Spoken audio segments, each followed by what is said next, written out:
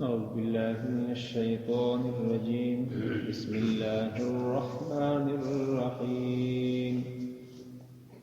وإلى مدين أخاهم شعيبا قال يا قوم اعبدوا الله ما لكم من إله غيره ولا تنقصوا المكيال والميزان إني أراكم بخير وإني أخاف عليكم عذاب يوم محيط. ويا قوم أوفوا المكيال والميزان بالقسط ولا تبخسوا الناس أشياءهم ولا تعثوا في الأرض مفسدين. وإلى مدين أخاهم، اور مدین کی طرف ہم نے بھیجا اخاہم ان کا بھائی شعیباً حضرت شعیب علیہ السلام کو. قالا تو فرمانے لگے یا قومی اے میری قوم اعبدوا اللہ عبادت کرو اللہ کی ما لکم نہیں ہے تمہارے لیے من الہ غیرو اس کے سوا کوئی دوسرا الہ ولا تنقصوا المکیال والمیزان ولا تنقص اور تم کمی نہ کرو المکیال والمیزان ناپ اور تول میں انی اراکم بے شک میں دیکھتا ہوں تمہیں بخیر خیر اور عافیت کے ساتھ وانی اخاف اور بے شک میں ڈرتا ہوں علیکم تمہارے بارے میں عذاب یوم محیط گھیرنے والے دن کے عذاب سے. وَيَا قَوْمِ اور اے میرے قوم اوفوا المکیال پورا کرو مکیال والمیزان ناپ اور تول کو بالقسط انصاف کے ساتھ ولا تبخسوا الناس اشیاءہم اور کم نہ دو لوگوں کو ان کے چیزیں ولا تعثوا فی الارض مفسدین اور زمین میں کوئی فساد نہ پھیلاؤ. بقیت اللہ اللہ کا بچا ہوا خیر لکم بہتر ہے تمہارے لیے ان کنتم مؤمنین اگر ہو تم مومن. وما انا علیکم بحفیظ اور نہیں ہوں میں تمہارے اوپر کوئی نگران. وإلی مدین اخاہم شعیبا اسی طرح آپ نے مسلسل کئی انبیاء کا اور ان کے امتوں کے اوپر آنے والے حالات اور واقعات کے بارے میں ذکر سنا جن میں سے حضرت ہود علیہ السلام حضرت صالح علیہ السلام حضرت نوح علیہ السلام بیشتر انبیاء کا ذکر گزرا ہے. لیکن ان انبیاء میں سے دو قومیں ایسی تھی کہ ان پر عذاب بڑا سخت قسم کا آیا. ہمیشہ جن قوموں پر عذاب آیا ہے تو ان کی مین وجہ بنیادی وجہ ان کی کفر اور شرک بنی ہے.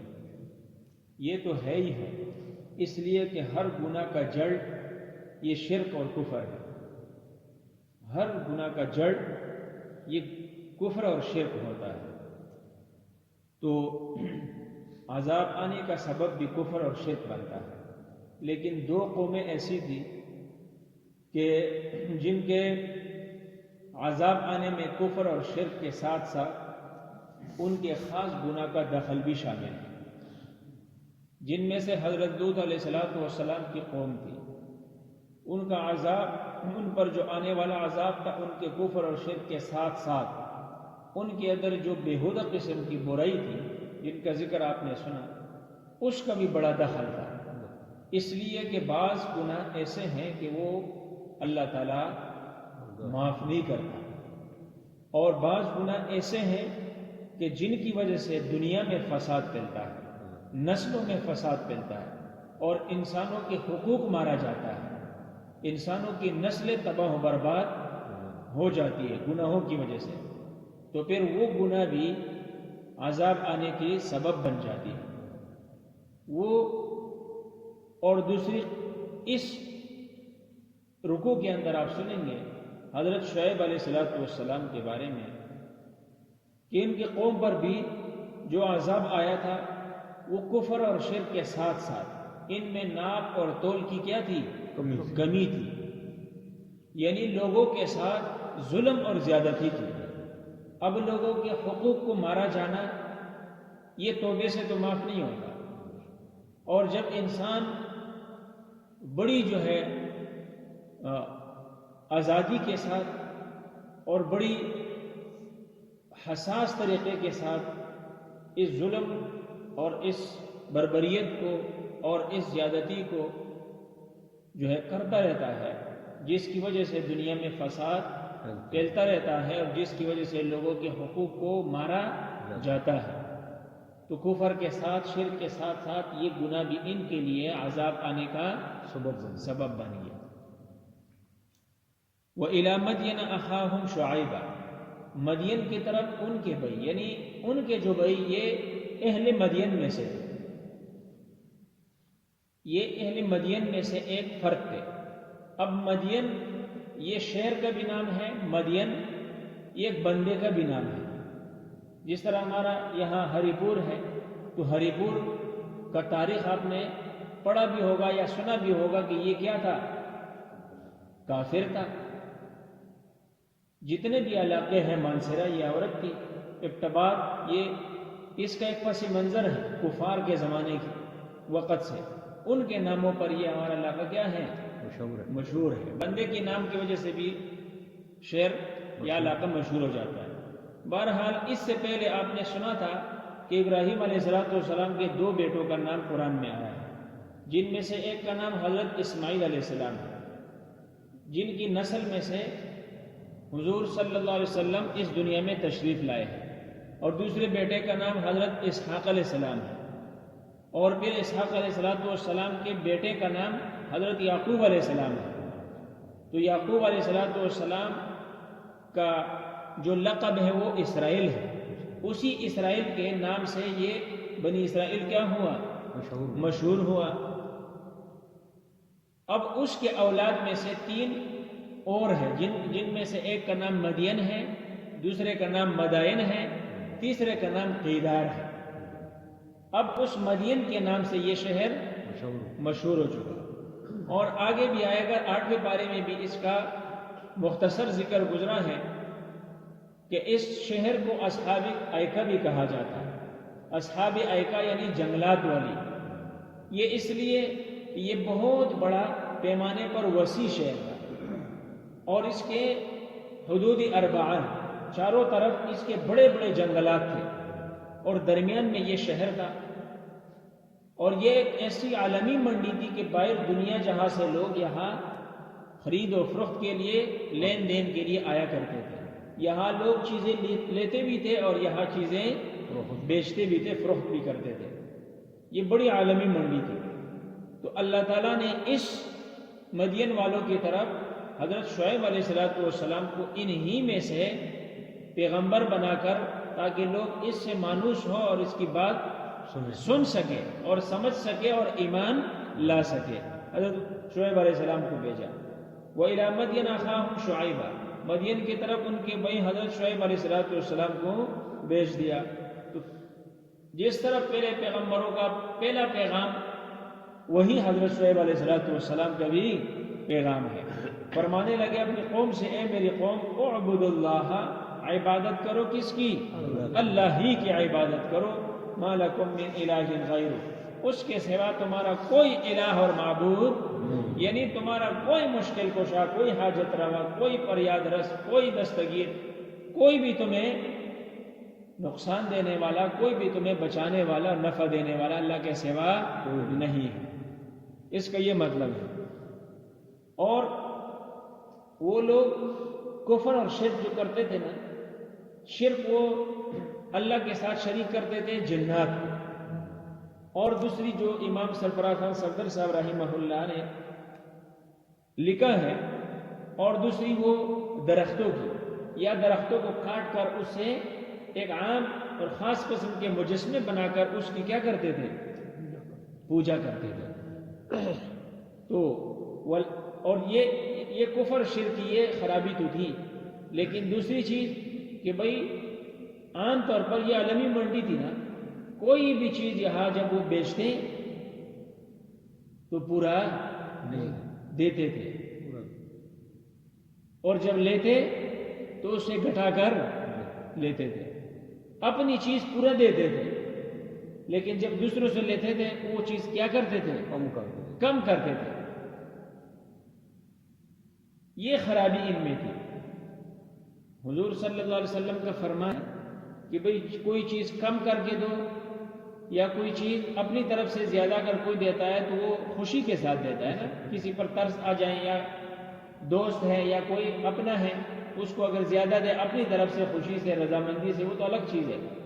لیکن اگر کسی سے آپ چیز لیتا ہے اور چیز گٹھا کر لیتے ہیں، ٹھیک ہے نا، اس کی چیز کم کر کے لیتے ہیں، چیز پورا ہے، ناپ تول میں آپ کمی کرتے ہیں تو یہ تو حرام ہے اور اس کی معافی توبے سے نہیں ہے. حقوق العباد میں معافی توبے کے ساتھ زندگی بھر انسان توبہ کرے نہیں ہے. وہ اس وجہ سے نہیں ہے کہ حضور صلی اللہ علیہ وسلم کا فرمان آپ نے سنا ہوگا، ایک بندہ مکے میں ہوگا، مدینے میں ہوگا، جہاں مکے میں ایک نماز لاکھ کے برابر ہے، مدینے میں ایک نماز 50,000 کے برابر ہے، یعنی ہزاروں کے بدلے میں ہے. اتنی مقدس جگہ ہے. ایک بندہ وہاں جاتا ہے، پیادل سفر کرتا ہے، بال بکھرے ہوئے ہوتے ہیں، دھوڑ اس پر لگی ہوئی ہوتی ہے، پٹے پرانے کپڑے ہوتے ہیں، بھوکا پیاسا ہوتا ہے، پیروں سے ننگا، سر سے ننگا، اور رب کے حضور میں ہاتھ اٹھا کر گڑ گڑاتا ہے، لیکن اس کی دعا قبول اس لیے نہیں ہوتی کہ حضور صلی اللہ علیہ وسلم نے فرمایا کہ بھئی اس نے جو پیا وہ حرام کا پیا ہے، اس نے جو کھایا وہ حرام کا کھایا ہے، اس نے جو پہنا ہے لباس وہ حرام کا ہے. یہ زندگی بھر مانگتا رہا ہے، اس کی دعا قبول اللہ نہیں قبول کرتا. ایک لقمہ بھی انسان کا ہے، حدیث کے اندر آتا ہے، ایک لقمہ بھی اگر حرام پیٹ کے اندر جائے تو 40 دن تک انسان کی دعائیں قبول نہیں ہوتی. یہ حقوق العباد کا مسئلہ اتنا کیا ہے؟ سنگین مسئلہ ہے. یہ بڑا حساس مسئلہ ہے کہ بھئی بندے کی معافی نہیں ہے. جب تک معافی تلافی دنیا کے اندر نہ کرے آخرت پر اس کی کوئی معافی نہیں ہے. تو اس قوم کے اندر یہ بڑی خرابی تھی کہ وَلَا تَنْقُصُ الْمِكْيَالَ وَالْمِيزَانَ. اور یہ آپ ذہن میں رکھیں کہ مثال کے طور پر میں آپ کو کہتا ہوں بھئی یہ چیز ہے نا، ایک چیز ہے، یہ تو پٹی ہے، لیکن کوئی بھی چیز ہو کہ بھئی اس کا یہ نیلا رنگ ہے، یہ اس نسل کا ہے اور یہ اس طرح کا ہے، جو جو صفات میں نے آپ کو بتائی کہ بھئی یہ چیز ہے، قیمت طے ہوگی، لیکن اس کے اندر یہ رنگ بھی نہیں ہے، یہ نسل بھی نہیں ہے، وہ چیز بھی نہیں جو میں نے آپ کو بتایا، تو بھئی اس کا لینا دینا بھی کیا ہے؟ حرام ہے. یہ بڑا حساس مسئلہ ہے. بہرحال اللہ معاف فرمائے. اس قوم کے اندر یہ بڑی خرابی تھی. وَلَا تَنْقُصُ الْمِكْيَالَ وَالْمِيزَانَ کہ ناپ تول میں یہ کمی بیشی کیا کرتے تھے. تو شعیب علیہ السلام نے کیا فرمایا؟ انی اراکم بخیر، یار میں تو تمہیں بڑی خیر و عافیت کے ساتھ دیکھ رہا ہوں. ایک بندہ اگر کوئی کسی کے ساتھ کمی بیشی کرے نا، لین دین میں، خرید و فروخت میں کوئی کمی زیادتی کرے، لیکن چلو اگر وہ بندہ کیا ہے؟ کمزور ہے، فقیر ہے، غریب ہے، خاکسار ہے، تو چلو اگر آپ نے اس کے ساتھ کوئی ظلم زیادتی کر دی تو دوسرا دیکھنے والا بھی یہ مان جاتا ہے کہ یار چلو غریب ہے، فقیر ہے. لیکن تم ایسے بھی نہیں ہو، تم کوئی کمزور حاجت مند بھی نہیں ہو، اللہ نے سب کچھ تمہیں دیا ہے، بڑی خیر اور عافیت کے ساتھ ہو، تو پھر کیوں تم کرتے ہو؟ ہمیشہ کمزور بندہ کرتا ہے نا کہ میں حرام کماؤں، لیکن کیا کروں؟ کماؤ تو صحیح، مستقبل تو بناؤ دنیا میں. لیکن حضرت شعیب علیہ السلام نے فرمایا یہ حالت بھی تمہاری نہیں ہے. انی اخاف علیکم عذاب یوم بڑے گھیرنے والے دن کے عذاب سے میں تمہارے اوپر ڈر رہا ہوں. ایسا نہ ہو کہ اللہ کا عذاب آ جائے. وَيَا قَوْمِ أَوْفُوا الْمِكْيَالَ وَالْمِيزَانَ بِالْقِسْطِ اور اے میری قوم پورا کر دو ناپ اور تول کو انصاف کے ساتھ. بقیت اللہ وَلَا تَبْخَسُوا النَّاسَ أَشْيَاءَهُمْ اور لوگوں کو چیزیں گٹھا کر نہ دو، پورا کر کے دو. جو چیز تم دیتے ہو کم کر کے دیتے ہو، ان سے لیتے ہو پوری لیتے ہو، اپنی چیز کم کر کے دیتے ہو، ان سے پوری لیتے ہو. یہ نہ کرو. میں نے ایک ریڑھی والا دیکھا، بابا ہے، اس کے سیب بیچتا ہے، سیب. ایک ویڈیو ساتھی نے بتایا، بابا ہے یار پاکستان میں، اللہ معاف کرے ایسی قوم ہے، ریڑھی لگی ہے، سیب ہے، اس نے یہاں شاپر بھر کے رکھے، گندے گندے سیب کے جو خراب ہے نا، اس کے شاپر کلو کلو حساب سے بھر کے رکھے. وہ بندہ اس کو کیا پتا ہے بیچارے کو، وہ اپنی حساب سے لیتا ہے، کچھ یہ ڈالتا ہے، کچھ وہ ڈالتا ہے. اس کی جب ادھر نظر پڑتی ہے نا، یہ وہ شاپر ادھر رکھتا ہے، وہ گندا اٹھا کے کانٹے میں رکھ دیتا ہے، اس کو دے دیتا ہے. یہ دیکھو جی کتنی زیادتی ہے. اللہ کدھر معاف کرے گا؟ بہرحال کسی کے حق نہیں کہنا چاہیے. اللہ نے ہر ایک بندے کے رزق مقرر کر دیا ہے. تو کہا کہ بھائی لوگوں کو بٹا کر چیزیں نہ دو. وَلَا تَعْثَوْا فِي الْأَرْضِ مُفْسِدِينَ، اور حد سے آگے بڑھ کر دنیا میں فساد مت پھیلاؤ. بقیۃ اللہ خیر لکم، اللہ نے جو کچھ تمہارے لیے لین دین میں باقی بچا دیا، جتنا بھی ہے تمہیں منافع مل گیا نا، جائز منافع تمہیں مل گیا، یہ تمہارے لیے بہتر ہے. اس لیے کہ اللہ نے تمہارے لیے یہ لکھ دیا ہے، اللہ نے جائز کر دی، یہ تمہارے لیے بہتر ہے. ان کنتم مؤمنین، اگر تم ایمان والے ہو. وما انا علیکم بحفیظ، اور میں تمہارے اوپر کوئی نگہبان، کوئی نگران مقرر نہیں ہوں. باقی آگے قوم نے جو حضرت شعیب علیہ السلام کو جواب دیا وہ انشاءاللہ کل ذکر کریں گے. اللہ عمل کی